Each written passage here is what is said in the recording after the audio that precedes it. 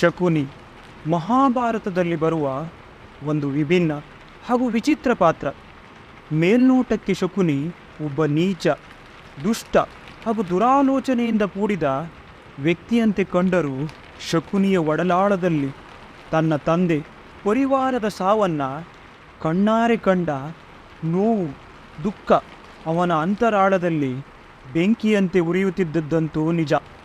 ಶಕುನಿಯ ತಂದೆ ಸುಬಲ, ಗಾಂಧಾರ ದೇಶದ ರಾಜ. ತಂಗಿ ಗಾಂಧಾರಿ. ಭೀಷ್ಮ ಪಿತಾಮಹ ರೂಪವತಿಯಾದ ಗಾಂಧಾರಿಯನ್ನು ಪುತ್ರ ಧೃತರಾಷ್ಟ್ರನಿಗೆ ಮದುವೆ ಮಾಡಬೇಕೆಂದು ಬಯಸುತ್ತಾನೆ.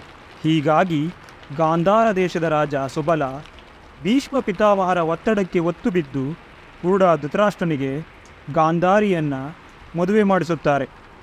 ಚಿಕ್ಕ ವಯಸ್ಸಿನಲ್ಲಿ ಗಾಂಧಾರಿಗೆ ಜಾತಕದಲ್ಲಿ ದೋಷವಿದ್ದ ಕಾರಣ ರಾಜ ಸುಬಲ ಆಕೆಯನ್ನು ಮೊದಲು ಒಂದು ಮೇಕೆಯೊಂದಿಗೆ ವಿವಾಹ ಮಾಡಿಸಿ ನಂತರ ಆ ಮೇಕೆಯನ್ನು ಸಾಯಿಸುತ್ತಾನೆ. ಮದುವೆಯಾದ ಹಲವು ವರ್ಷಗಳ ನಂತರ ಈ ವಿಷಯ ತಿಳಿದ ಧೃತರಾಷ್ಟ್ರ ಕೆಂಡಾಮಂಡಲವಾಗುತ್ತಾನೆ.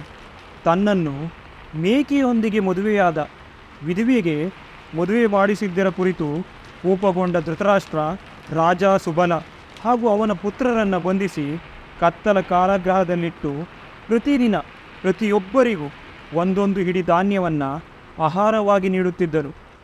ತನ್ನ ಪುತ್ರರ ಈ ಶೋಚನೀಯ ಸ್ಥಿತಿಯನ್ನು ಕಂಡ ರಾಜ ಸುಬಲ ಕುರುವಂಶದ ಮೇಲೆ ಪ್ರತೀಕಾರಕ್ಕೆ ಮುಂದಾಗುತ್ತಾನೆ. ಒಂದು ಹಿಡಿ ಧಾನ್ಯ ಸೇವಿಸಿ ಪ್ರತಿಯೊಬ್ಬರು ಬದುಕುವುದು ಅಸಾಧ್ಯವಾದದ್ದರಿಂದ ಪ್ರತಿಯೊಬ್ಬರು ತಮ್ಮಲ್ಲಿಯೇ ಚಾಣಾಕ್ಷನಾದ ಶಕುನಿಗೆ ತಮ್ಮ ಆಹಾರವನ್ನು ನೀಡಲು ಪ್ರಾರಂಭಿಸುತ್ತಾರೆ. ಇದರಿಂದ ಶಕುನಿಯೊಬ್ಬನೇ ಬದುಕುಳಿದು ತನ್ನ ಕುಟುಂಬದ ಪ್ರತಿಯೊಬ್ಬರ ಸಾವನ್ನು ತಾನೇ ಸ್ವತಃ ತನ್ನ ಕಣ್ಣೆದುರೇ ನೋಡುವಂತಾಗುವ ಪರಿಸ್ಥಿತಿಗೆ ಒಳಗಾಗುತ್ತಾನೆ. ಶಕುನಿಯ ಒಡಲಾಳದಲ್ಲಿ ತನ್ನ ಪರಿವಾರಕ್ಕೆ ಆದ ಅನ್ಯಾಯದ ಬೆಂಕಿ ಉದಿಯಲಾರಂಭಿಸುತ್ತದೆ. ಕಾರಾಗೃಹದಲ್ಲಿ ಶಕುನಿ ಹೇಗೆ ನನ್ನ ಪರಿವಾರವನ್ನು ಈ ಕುರುವಂಶ ನಿರ್ನಾಮ ಮಾಡಿತೋ ಹಾಗೆಯೇ ನಾನು ಈ ಕುರುವಂಶವನ್ನು ತನ್ನಲ್ಲಿಯೇ ಕಚ್ಚಾಡಿಕೊಂಡು ಸಾಯುವಂತೆ ಮಾಡುತ್ತೇನೆ ಎಂದು ಪ್ರತಿಜ್ಞೆ ಮಾಡುತ್ತಾನೆ. ಚಾಣಾಕ್ಷ ಶಕುನಿಗೆ ಕುರುವಂಶವನ್ನು ಶ್ರೀಕೃಷ್ಣ ಪರಮಾತ್ಮನ ಹೊರತಾಗಿ ಬೇರೆ ಯಾರಿಂದಲೂ ಸೋಲಿಸಲು ಸಾಧ್ಯವಿಲ್ಲ ಎಂಬ ವಿಷಯ ಮೊದಲಿಂದಲೂ ತಿಳಿದಿತ್ತು. ಹಾಗಾಗಿ ಶ್ರೀಕೃಷ್ಣನನ್ನು ಪಾಂಡವರ ಪರವಾಗಿ ದುರ್ಯೋಧನ ವಿರುದ್ಧವಾಗಿ ಮೊದಲಿನಿಂದಲೂ ಎತ್ತಿಕೊಟ್ಟುತ್ತಾನೆ.